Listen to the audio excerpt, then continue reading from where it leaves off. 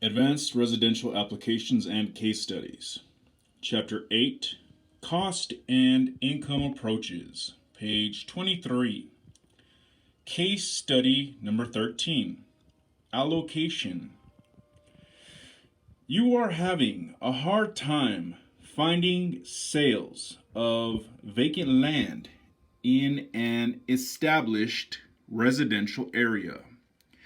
You have found some sales of improved property that include sites similar in size to your subject property.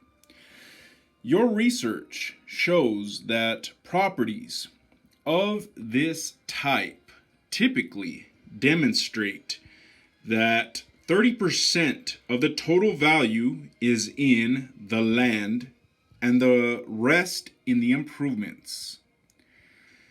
You have good comparable sales that indicate the total value of your subject property as improved is $180,000. By the allocation method, what is your opinion of the value of the subject site? End of page.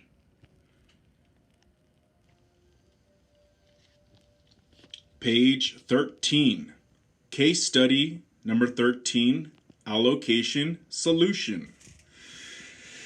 That's pretty easy.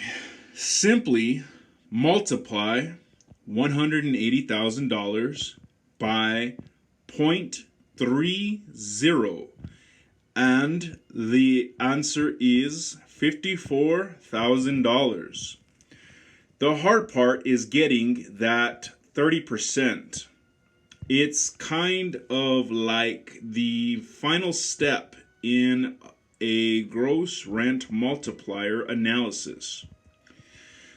All you do is multiply one number times the other.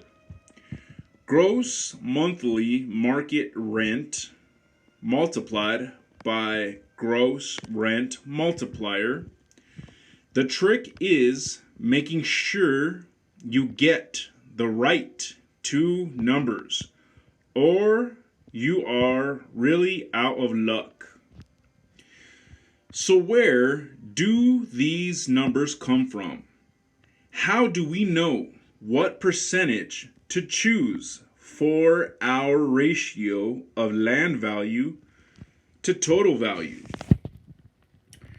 Support for an allocation ratio may be derived from mass appraisals, observed patterns, consultations with developers on their cost and appraisers' files, and published studies. When an appraiser uses this method, there should be support in the appraiser's work file for the ratio. It is not simply a made-up number.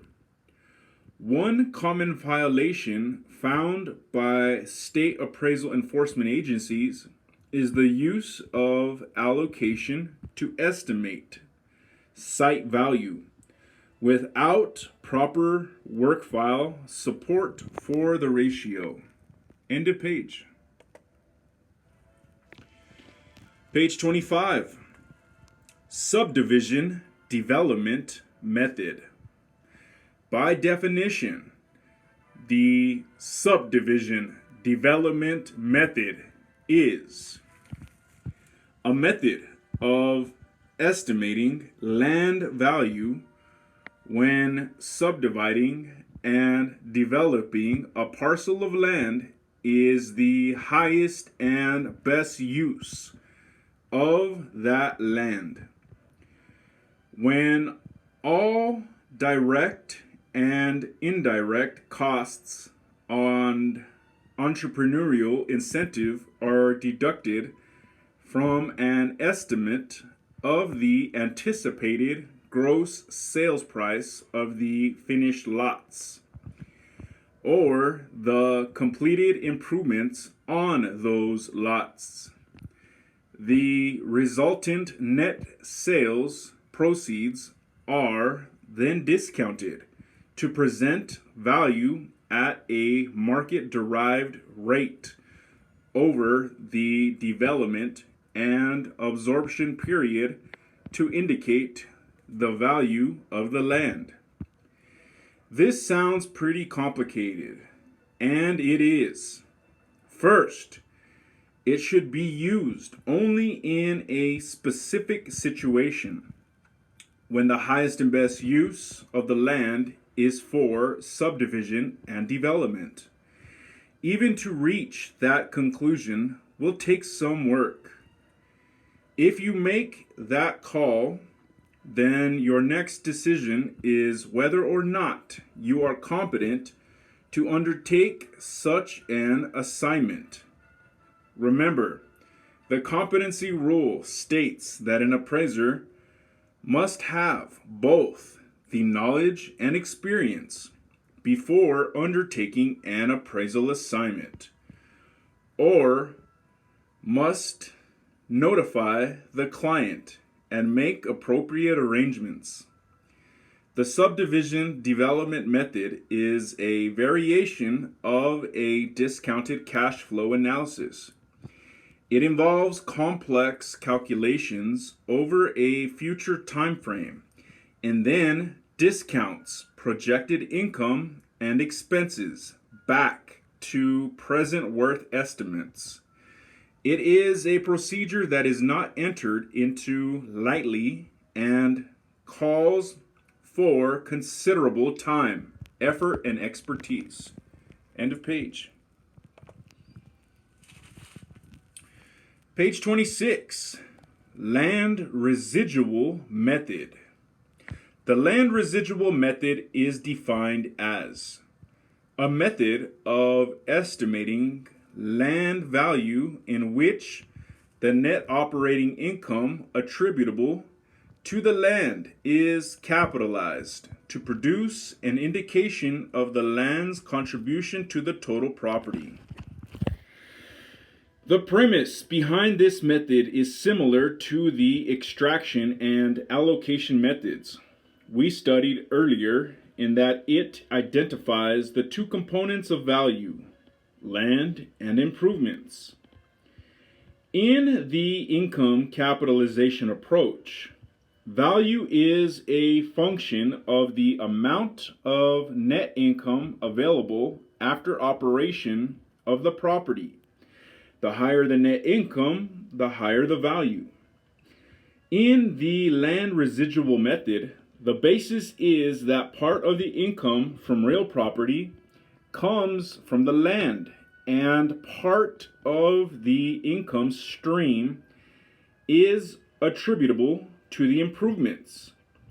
If we can isolate the portion of the income stream attributable to the land, then we can capitalize that into a value for the land.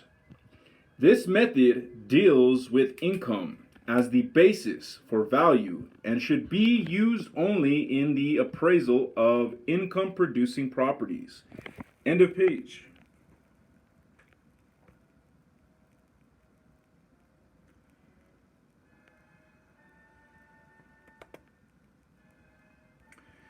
Page 27, ground rent capitalization method. Ground rent capitalization is defined as a method of estimating land value applied by capitalizing ground rent at a market-derived rate. This method is useful when comparable rents, rates, and factors can be developed from an analysis of sales of leased land or other market sources. This technique sounds complicated as well, but it's much more straightforward than the land residual method. First, keep in mind that it is a specialized technique that should only be applied in the case where a subject site is rented under a land lease. The mathematics involved are simpler. We go back to our good old formula of value equals income divided by a rate. In this case, the income would be the income generated by the land lease, called ground rent. In execution, it is simply dividing the ground rent by the appropriate capitalization rate for the land. This is direct capitalization. If the ground rent represents market rent for this type of property, the resulting value is the market value of the fee simple interest of the land. Again, this method is not commonly used in the valuation of residential land. End of page.